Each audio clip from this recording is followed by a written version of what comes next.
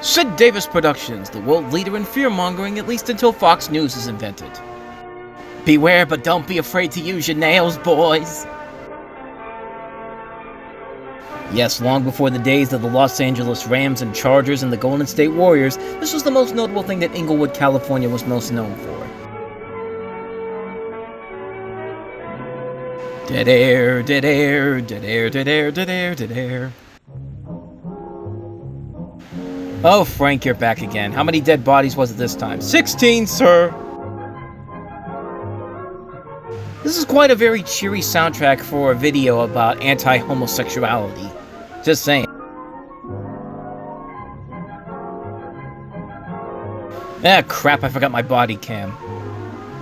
Ah, screw it. I'm Lieutenant Williams. And I'm an alcoholic. Hi, Lieutenant Williams. I'm on my way to Monroe Junior High School to talk to a group of young people. That looks innocent enough, doesn't it? Lots of young people hitchhike. Seems like a good way to get from one place to another. Well, yeah, because it's not in the middle of nowhere, and it's not an older dude who probably looks like a serial killer. Let's take the case of Jimmy Barnes. Where do you want me to take it? Baseball all afternoon and hey, Jimmy, why don't you go out further into the road so the car can hit you and you get some money? Ah, the days when you could just open a random stranger's car and get in with no troubles whatsoever. Those were the days. He'd done it 100 times before, and he didn't think anything was unusual when the driver struck up a friendly conversation. You ever been in the cockpit before? No, sir, I've never been up in a plane before. You ever seen a grown man naked? They practiced 3 times a week and played a rival group on Friday afternoon. The stranger was a good listener, too, and it only seemed minutes before they pulled up in front of Jimmy's house. Jimmy, have you ever been in a Turkish prison? When Jimmy got out, the stranger gave him a friendly pat. And not just on the shoulder either. There's the face of a man you clearly can trust. He drove by the park on his way home.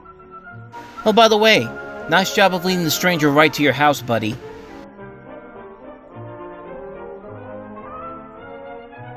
Jimmy, you're supposed to throw the baseball, not the baseball glove. Sure enough, the following day... Strange, because I didn't even tell him where I was going to be at. Well, the man was there waiting.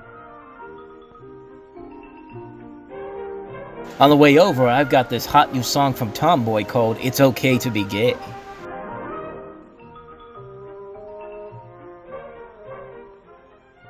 Oh my God! You see how much tacos were back then? He told several off-color jokes.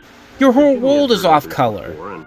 Well, it made him feel big to so easily win the confidence of an older person. Jimmy would also talk about how after his parents went to bed, he would sneak downstairs to the television and watch Skinamax every night. Quack, quack, homos, quack, quack, gays. The following Saturday, they went fishing together. By now, they were using first names. Ralph said it was more friendly. Ralph also said that the new Superman was too woke. Do you really want to listen to a guy like Ralph? I didn't think so. Jimmy hadn't enjoyed himself so much. Oh, Ralph, this sandwich is delicious. This mayo is great. Oh, that's not mayo. Then during lunch, Ralph showed him some pornographic pictures. I don't know what's more disturbing, the fact that he had those porno cards ready to go, or the fact that he'd bring those and Jimmy would somehow be invested in them. It was not visible like smallpox, but no less dangerous and contagious, a sickness of the mind. You see, Ralph was a homosexual, a person who demands an not that there's anything wrong with that, at least with another person who's at the same age, but not like this. Not like this. By now, Jimmy felt a fondness. A witness! Shoot him! Continued to go places together. Ralph was generous and took Jimmy many interesting places and did many nice things for him. None nicer than when Ralph took Jimmy out to his favorite place, Chippendales. He bought presents and even gave him money, but payments were expected in return. You see, Jimmy hadn't recognized Ralph's approach soon enough. When Ralph first asked Jimmy to go fishing alone, he should have discussed it with his parents or teacher. Yes, tell your parents, but also tell your teacher too. Fuck your friends, they'll think it's A-okay. Finally, Jimmy told his parents, and they reported it to the juvenile authorities. Ralph was arrested, and Jimmy was released on probation in the custody of his parents. Don't worry, son. An afternoon on Braziers and Pornhub will straighten you out. All homosexuals are not passive. Some resort to violence, as in the case of Mike Merritt. Some also resort to flamboyancy, but unfortunately that's a stereotype that was phased out in the early 2000s. In the heat of competition... Yes, the heat of competition, playing basketball while you're wearing a white shirt and long pants, in the summertime, in California nonetheless. Decided to stay and practice a little longer. I will become the next LeBron James.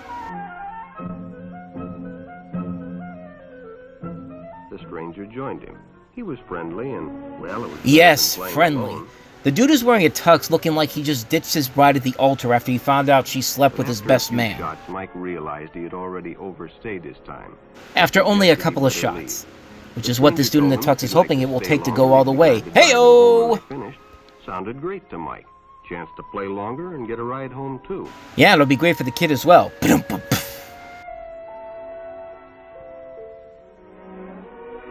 I think we're starting to see where Jesse Plemons got the inspiration for his performance at Game Night.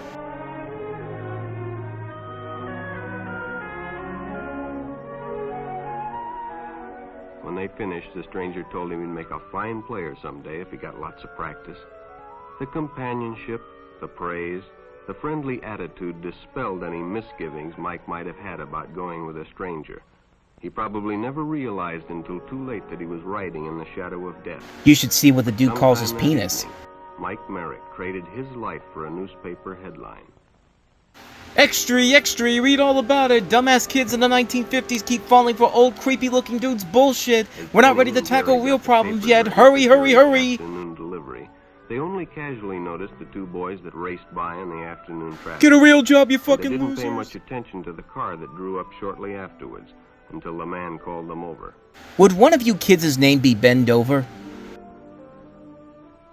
Had two boys been by on bicycles? The boys nodded they had. Could they recognize them if they saw them again? Well, then he guessed he could. Then hop in, the man said. Those are stolen bikes. Yes, Without take this giving random another car's thought, word Denny got in for the it. car At least said, one of the kids is smart enough "There not it to was." do this. He'd Have been fun, told Jimmy. many times, if a friend got in a car with a stranger, to write down the license number. That's for calling me out for Didn't cheating on seem that to test, apply, Jimmy. but, well, fortunately, he marked it down. Boo boo doo boo boo doo boo doo doo doo doo doo boo boo boo boo doo doo doo boo doo doo. When he delivered a paper to Denny's house, he asked his mother if they'd caught the boys that had stolen the bicycles.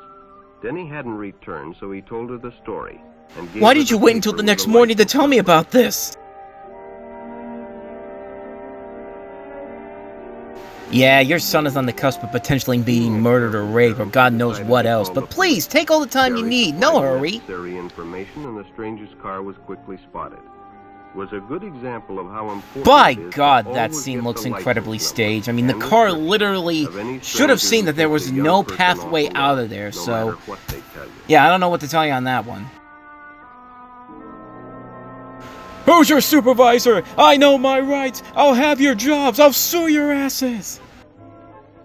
Public restrooms can often be a hangout for the homosexual.